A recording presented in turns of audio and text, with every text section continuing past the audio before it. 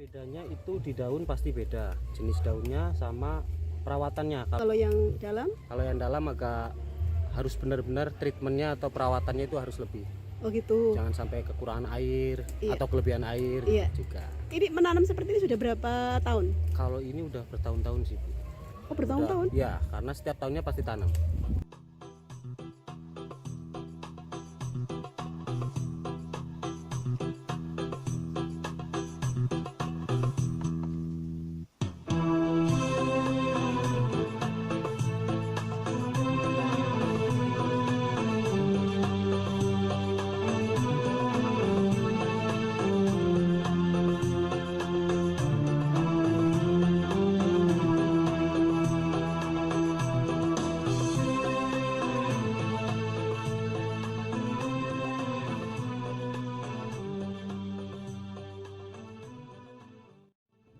Ya, assalamualaikum warahmatullahi wabarakatuh. Kini saya tengah berada di Desa Karanggayam, Kecamatan Karanggayam, Kabupaten Kebumen. Nih, di sini juga daerah perbukitan. Kita lihat di depan saya, tuh seberang sana itu sepertinya baru dibangun belum lama ya. Puranggapak. Nah, ini wisata alam di Desa Karanggayam.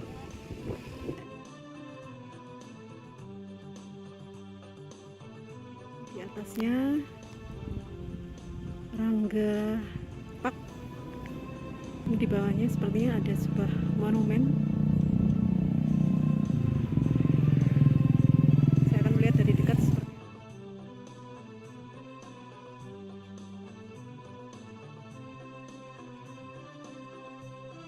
ini adalah monumen pertempuran Karanggayam, Desa Karanggayam, Kecamatan Karanggayam, Kabupaten Kebumen. Untuk lebih jelasnya, saya akan melihat suasana di dalam monumen pertempuran. Seperti apa? Ikuti terus perjalanan saya dari Karanggayam, Kecamatan Karanggayam, Kabupaten Kebumen. Assalamualaikum.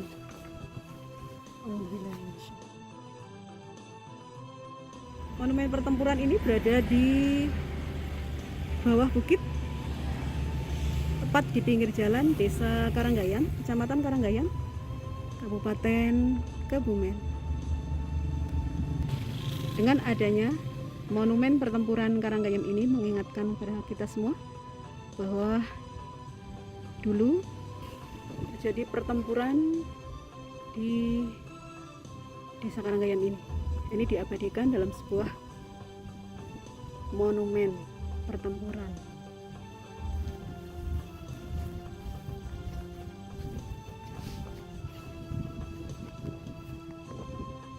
Tubuhnya panjangnya sekitar 7 meteran.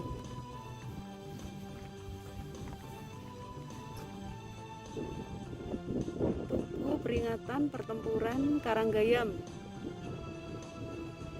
GAT 62-20 Div 3 hari Jumat Pon tanggal 19 Agustus 1947. Jadi sekitar tanggal 19 Agustus 1947, berarti setelah Indonesia merdeka, masih terjadi pertempuran. Sisa-sisa tentara dari penjajah yaitu Belanda yang belum kembali ini masih melakukan pertempuran dengan para gerilyawan atau pejuang, khususnya di Desa Karanggayam.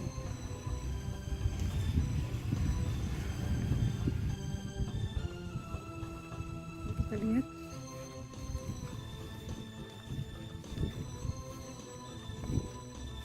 di salah satu pejuang dari TNI.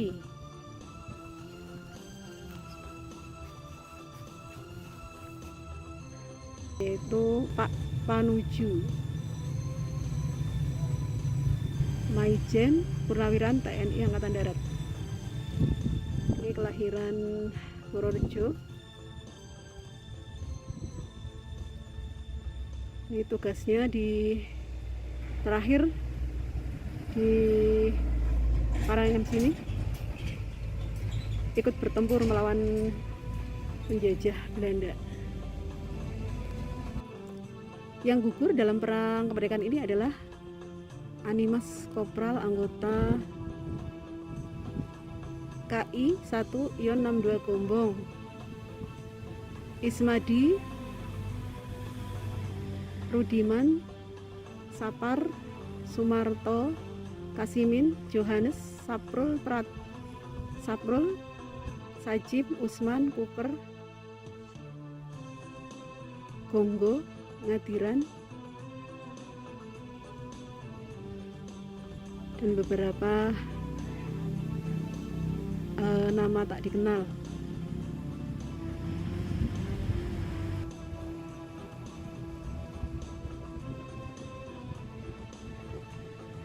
Monumen ini diresmikan pada Hari Rabu Kliwon tanggal 19 Agustus 1992 oleh Bupati Kepala Daerah tingkat 2 Kebumen, Amin Sudibyo.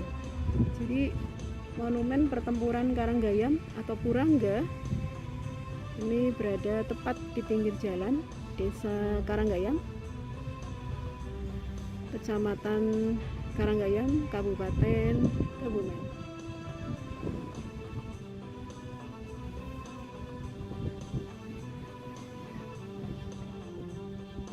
Dengan adanya monumen ini mengingatkan kepada kita semua telah terjadi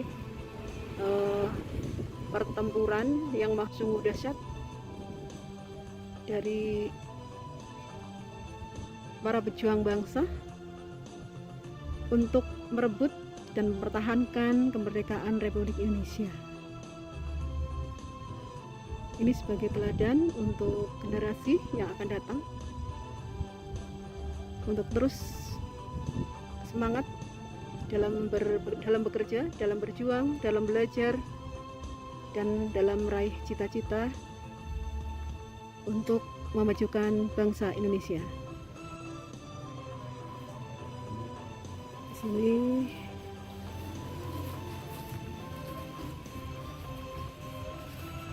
komplek rumah warga.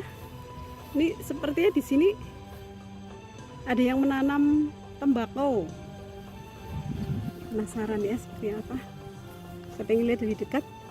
Ya, di Karanggayam sini ternyata ada warga yang menanam tembakau.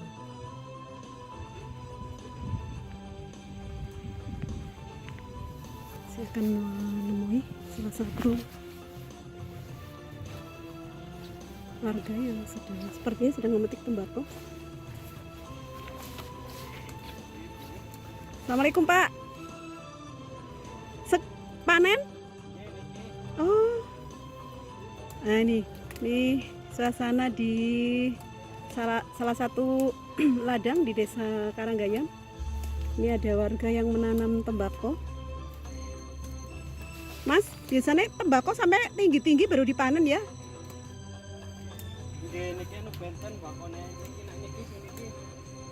Hah? Tadi lewat di daerah, khususnya di Kebumen itu jarang sekali ada tanam tembakau ya, tapi di sini saya menemui ada tanaman tembakau. Betul. Ini ada berapa jenis yang ditanam? Kalau di sini ada 2 jenis. Yang kalau bahasa sininya itu Jogja sama dalam ya Jogja. Ya, dalam. Tembakau dalam sama tembakau Jogja. Tembakau Ada Jogja 2. dan tembakau Dalam. Iya. Berarti apa karena asalnya dari Jogja atau gimana? Bibitnya memang kebanyakan, maksudnya itu model tembakau yang ditanam kebanyakan di Jogja, daerah Jogja Sleman. Oh iya. Bedanya apa tembakau Jogja dan dalam? Kalau bedanya itu di daun pasti beda, jenis daunnya sama perawatannya. Kalau Jogja itu lebih enak, lebih cepat, Lebih mudah. betul. Terus kalau yang dalam? Kalau yang dalam agak harus benar-benar treatmentnya atau perawatannya itu harus lebih. Oh gitu. Jangan sampai kekurangan air Iya. atau kelebihan air Iya. juga. Ini menanam seperti ini sudah berapa tahun? Kalau ini udah bertahun-tahun sih. Oh bertahun-tahun? Ya, karena setiap tahunnya pasti tanam. Sekitar tahun berapa? Tahun berapa ya? Udah 90-an saya dulu lahir juga udah ada yang nanam kok. Oh gitu. Betul, kalau Oh. di daerah sini. Oh iya, berarti sudah lama sekali ya. Betul. Salah satunya orang tua jenengan ya. Iya. Oh iya. Dari Ini kakek, kalau Pak. menanam tembakau itu bibit atau biji atau mau nyemai sendiri Hmm. atau beli? Kalau untuk saat ini sih beli bibit. Kalau dulu zaman kakek saya itu nyemai sendiri. Tapi kebanyakan kalau untuk saat ini itu bibit karena banyak bibit yang udah dijual. Jadi nggak mau repot. Beli bibitnya, Betul, langsung bukan beli bijinya. bibitnya. Tapi Bukan pernah bibit. pernah menanam dari biji? Pernah. Pernah. Jadi dari bunga. Oh, dari bunga. Jadi bunganya ada beberapa tanam tembakau yang diambil bunganya terus dikeringkan terus bisa buat biji. Oh Nanti gitu. disemai baru kita tanam. Oh iya. Ini kalau ngapunten maaf ya. Ini kalau menanam dari bibit sampai panen pertama kali berapa bulan? Itu sekitar 3 sampai 4 bulan. 3 sampai bulan. Sekali menanam berapa kali panen? Tergantung sih Bu.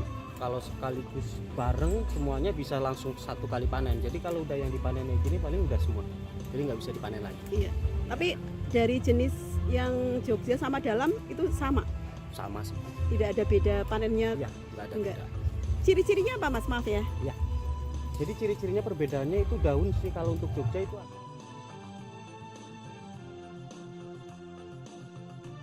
Jogja ini lancip. Kalau yang dalam itu bulat, Oh maaf. agak Ini yang lebar. jenis Jogja. Jogja. Iya, betul. Bentuknya Bentuknya agak lancip, Lancip. panjang. oh panjang ini ya. Iya, betul. Iya. Tapi kalau untuk yang tembakau dalam saat ini ada yang di belakang itu. Ini nantinya melebar. Perbedaannya ini nggak lancip ya, Oh, iya. nggak lancip seperti ini. Jadi ini melebar nantinya. Tapi bisa besar seperti itu? Bisa, Oh bisa. bisa besar. Oh bisa besar. Iya. Cuma bentuknya Lebar. kalau yang Jogja lebih panjang Lebih lancip. panjang lancip. Kalau yang ini dalam melebar ya. Iya. Oh lebih lebar ya. Maaf. Ini setelah dipanen dipasok ke pengepul atau diolah sendiri Mas? Kalau untuk keluarga saya sih langsung diolah sendiri. Kebetulan bapak saya juga lagi ngolah di rumah. Makanya saya yang panen di sini. Jadi Rumahnya yang di jauh rumah, ya? rumahnya paling dari pasar 1 kilo lah. Dari sini 1 kilo. Nanti di pinggir jalan ada Pak siapa? Pak Watijan. Ngolah gimana pertama? Habis Kalau ngolah, dipanen? Jadi ini dipanen, terus didiamkan di rumah sampai benar-benar matang atau menguning. Nanti tinggal dipotong-potong, dirajang. Kalau bahasa sininya dirajang. Setelah dirajang nanti dijemur. Setelah dijemur kering baru. Dijemur tergantung dari cuaca sih Bu. Kalau misalkan sampai kering? panas ya sampai kering. Intinya sampai kering, nanti ada treatment untuk penyemprotan pasti ada. Setelah udah kering tinggal kita bentuk untuk dilipat. Setelah itu tinggal dijual. Oh gitu. Berarti diolah sendiri ya? Diolah sendiri. Oh, jual kemana? Dijual kalau untuk saat ini sih banyak sih untuk yang ambil. Pos-pos ya ada yang dari Gombong, ada yang dari Cilacap. Per potongan ya? Udah kilo. Kilo. Ya. Tapi Namanya per setelah jadi itu bentuknya antara yang dalam sama Jogja beda nggak? Enggak sih Bu. Jadi dicampur nanti. Oh dicampur ya? Dicampur. Harganya per potong apa per apa Mas biasanya? Kalau harganya itu per kilo. Per kilo. Iya. Berapa sekilo? Sekilo untuk saat ini sih masih mahal. Kalau untuk yang udah kering ya, udah jadi kering itu di atas kisaran 100 ke atas, 100.000. Paling yang golongan yang paling ini 100.000 sih bisa. Oh, Masih gitu ya? laku untuk saat ini. Namanya apa berarti? Tembakau apa? Mungkin ada. Tembakonya ya tetap tembakau Karanggayam sih. Oh kayak gitu. Iya betul.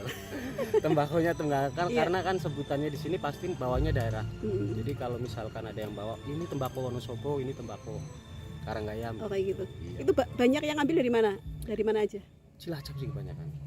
Kalau yang ambil dari bos-bos. Ini perawatannya mudah? Dari Cilacap. Wah, susah. Susah. Susahnya gimana Mas? Tembakau itu nggak bisa ditinggal sebenarnya. Nggak bisa ditinggal. Jadi benar-benar di saat udah seperti ini itu harus sigap mengambil yang tunas-tunas mudanya itu harus dihilangkan. Jadi nggak jangan sampai telat. Tunas muda. Tunas muda yang tumbuh-tumbuh seperti ini Bu. Maaf. Ini kelihatan dari sini. Ini Oh ya itu. tunas-tunas muda ini harus dibuang. Oh gitu. Iya. Bukannya Jadi- lebih baik biar tumbuh gitu? Ini menghambat ini perkembangan. Pertumbuhan? Iya, pertumbuhan yang dari daun yang utama ini. Iya, Jadi gitu nantinya ya. bobotnya akan jadi tipis kalau misalnya. Jadi sering dirawat gitu ya? Iya, harus dirawat. Setelah itu tinggal misalkan ada hama ular, kalau nggak disemprot itu sangat ini sih riskan kalau untuk ular. Ada ulat-ulat. Oh ulat. Iya. Oh sering ya ada ulat-ulat ya? Sering kalau nggak disemprot. Penyemprotan sampai berapa kali? Penyemprotan paling dalam treatmentnya 2 kali. 2 kali Iya. selama 3 Selama bulan 3 itu. sampai 4 bulan. Dengan Mas tadi?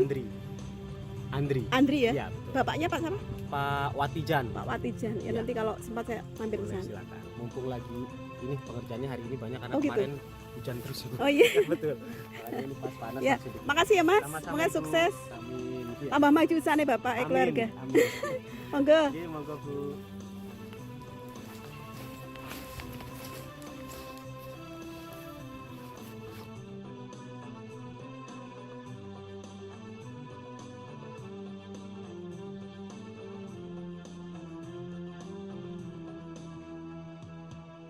Ini tadi suasana pedesaan di Desa Karanggayam, Kecamatan Karanggayam, Kabupaten Kebumen. Sampai ketemu lagi di video-video berikutnya tentang suasana pedesaan dan wisata. Assalamualaikum warahmatullahi wabarakatuh.